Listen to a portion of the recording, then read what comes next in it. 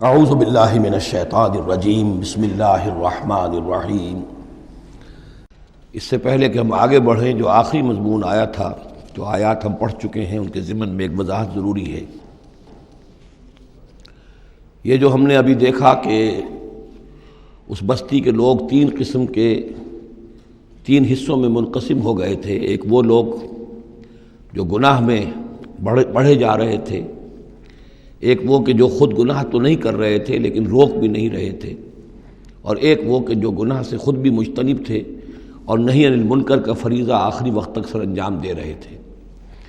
صراحت کے ساتھ یہاں جو فرمایا گیا کہ ہم نے بچایا کس کو، فَأَنْجَيْنَا الَّذِينَ يَنْهَوْنَ عَنِ السُّوءِ، بچایا ہم نے ان کو کہ جو روک رہے تھے بدی سے۔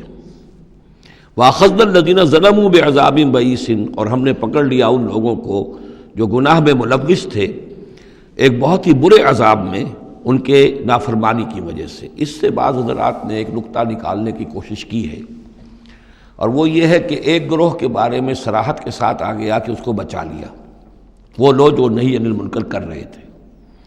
ایک گروہ جس کے بارے میں صراحت سے کہا گیا کہ اس پر عذاب آیا، وہ ہے جو گناہ میں ملوث تھے۔ گویا کہ درمیانی گروہ جو ہے اس کے بارے میں یہاں سکوت اختیار کیا گیا ہے۔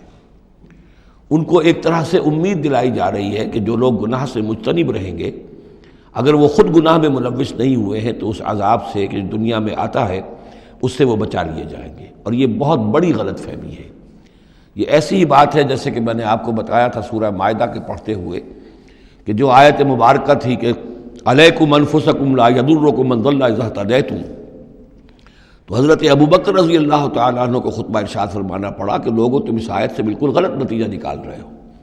اس کا یہ مطلب نہیں ہے کہ دعوت اور تبلیغ اور امر بالمعروف اور نہی عن المنکر تمہاری ذمہ داری نہیں ہے، بلکہ مطلب یہ ہے کہ تم اپنا سب کچھ کر لو، زور لگا لو سمجھانے کا، امر بالمعروف کا، نہی عن المنکر کا، پھر بھی اگر کچھ لوگ اڑے رہیں کفر پر اور گناہ پر تو پھر تم پر کوئی وبال نہیں ہے۔ اصل مفہوم یہ ہے، لیکن اس سے انسان جو ہے چاہتا ہے ذمہ داری سے فرار، تو اس کے لیے جہاں کہیں بھی اسے بہانہ ملتا ہے اس قسم کے وہ نقطے تراشتا ہے۔ یہاں یہ سمجھ لیجئے کہ اصل میں نہی عن المنکر نہ کرنا بھی تو جرم ہے۔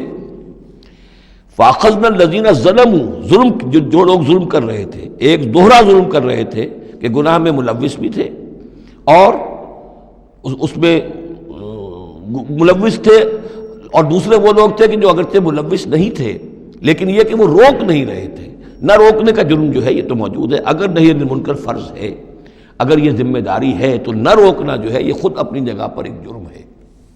اس کے لیے میں آپ کو اصل میں ایک حدیث سنا دینا چاہتا ہوں، جو حدیث اس معاملے میں سمجھتا ہوں کہ آخری اور نص قطعی کی حیثیت رکھتی ہے۔ اور یہ حدیث جو ہے مولانا اشرف علی تھانوی رحمۃ اللہ علیہ نے خطبات جمعہ جو مرتب کیے ہیں ان میں اس حدیث کو شامل کیا ہے، اور یہ حدیث قدسی ہے۔ اوحى اللہ عز وجل الی جبرائیل علیہ الصلوۃ والسلام ان اقلب مدینہ کذا وکذا باہلھا، اللہ تعالیٰ نے وحی کی حضرت جبرائیل کو کہ فلاں فلاں شہروں کو پلٹ کر دو، الٹ دو، جیسے کہ عمورہ اور صدوم کے شہروں کے بارے میں حکم آیا۔ قال فقال، حضور فرماتے ہیں اس پر حضرت جبرائیل نے عرض کیا بارگاہ خداوندی میں، رب یا رب ان فیہا عبدک فلانا لم یعصک طرفۃ عین، پروردگار اس میں تو تیرا فلاں بندہ بھی ہے جس نے کبھی پلک جھپکنے جتنی دیر بھی معصیت میں نہیں گزاری، گناہ سے اتنا پاک صاف، نگاہ کا ادھر سے ادھر ہو جانا، اتنا وقت بھی کبھی معصیت میں صرف نہیں کیا، تو کیا اس پر بھی الٹ دوں؟ قال فقال، حضور نے فرمایا اس پر اللہ تعالیٰ نے ارشاد فرمایا اقلبھا علیہ وعلیہم، الٹو اس بستی کو، پہلے اس پر پھر دوسروں پر۔ وجہ کیا ہے؟ فإن وجہہ لم یتبعر فی ساعۃ قط، اس کے چہرے کا رنگ میری غیرت کی وجہ سے کبھی متغیر نہیں ہوا۔ یہ خود تو گناہ سے بچا رہا لیکن گناہ پھیلتے رہے، شریعت کی دھجیاں بکھرتی رہیں، اللہ تعالیٰ کے احکام کا مذاق اڑایا جاتا رہا، اور یہ اپنے دھندے میں لگا رہا، کاروبار میں لگا رہا، یا اپنے نوافل میں لگا رہا، مراقبوں میں لگا رہا، ذکر اذکار میں لگا رہا، تو یہ دوسروں سے بڑھ کر مجرم ہے۔ اقلبھا علیہ، اقلبھا علیہ وعلیہم، الٹو اس بستی کو، پہلے اس پر پھر دوسروں پر۔ فإن وجہہ لم یتبعر فی ساعۃ قط، اور دوسرے یہ کہ قرآن مجید میں سورہ انفال اب بہت قریب آ گئی ہے، ہم پڑھیں گے جلد ہی، وہ آیت مبارکہ بھی نص قطعی ہے قرآن کے حوالے سے، یہ تو حدیث کے حوالے سے ہوئی۔ قرآن مجید میں فرمایا گیا واتقوا فتنۃ لا تصیبن الذین ظلموا منکم خاصہ۔ اس دنیا میں جب کوئی اجتماعی سزا آتی ہے، کسی قوم کے اندر بحیثیت مجموعی جب منکرات پھیل جائیں، تو جب سزا آتی ہے تو پھر وہ صرف جو گناہ گار ہیں انہی کو اپنی لپیٹ میں نہیں لیتی، بلکہ وہ لوگ جو بچے ہوئے تھے وہ بھی لپیٹ میں آ جاتے ہیں۔ ہاں امید جو دلائی گئی ہے یہاں سے وہ یہ ہے کہ جو امر بالمعروف و نہی عن المنکر کی آخری حد تک، آخری وقت تک کوشش کرتے رہے ہوں، اللہ تعالیٰ ان کو بچا لے گا۔ صدق اللہ العظیم۔